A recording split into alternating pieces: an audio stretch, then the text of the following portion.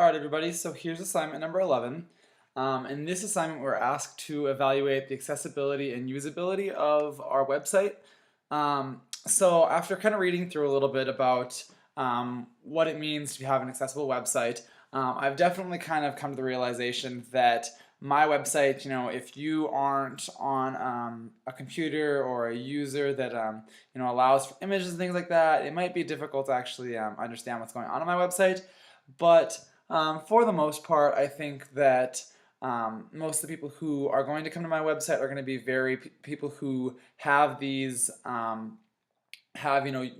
user-friendly machines and computers that can access my images and stuff. A couple things that I did notice was within my header up here, I needed to make my image a lot better, and I really couldn't. It was too pixelated, and I really couldn't do anything about that, so I ended up just taking it off. And I needed to clarify a couple content things. And I think that for most visitors when they come to my website, it's pretty self-explanatory. I mean, I've added a couple things to allow people to really understand what's going on my website. I mean, I changed the name of it.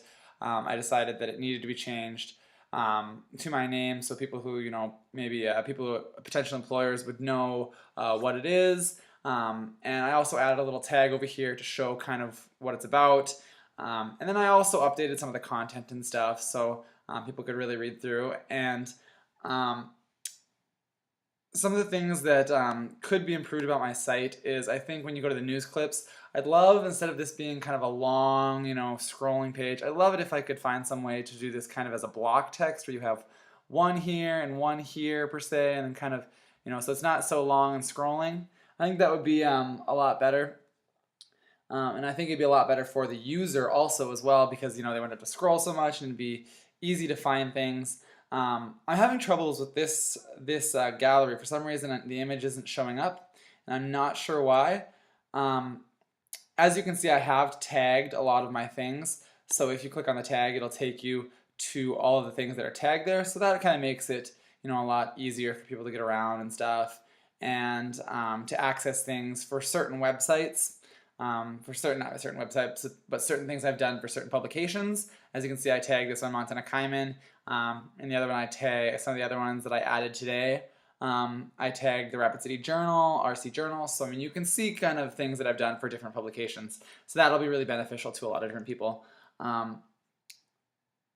When I asked the social media online editor for the Rapid City Journal to take a look at my website, and basically she had thought that it was a very succinct website and very easy to navigate and get around. She really liked kind of the drop-down menus and stuff that I had. Her biggest suggestion was for me to make the content a little bit more user-friendly and accessible. A lot of the stuff I was just trying to get in there to use as examples. So I went ahead and changed some of this content and stuff, as you can see if you've been watching any of my other videos. And another thing she had mentioned was that I need to make sure that my pictures reflect kind of what I'm talking about. So when you come in, originally I had a picture of me with a lake in the background, so her initial thought was that it was going to be about environmental writing, environmental journalism. So I went and changed that, and found kind of a more picture that reflects journalism and kind of what my website is about, and then moved my picture of me in the lake background to the About Me page. So that kind of needed to be changed for some usability issues, and she said she really enjoyed having like these little widgets at the bottom. It just kind of was a great way for people to come in and have access to what I'm doing and where I'm at, and so she really enjoyed that. So basically those are some of the things that, mostly content things that I had to work on to increase my accessibility and usability. And I'm hoping to be able to do some different things also in the future, such as adding alternative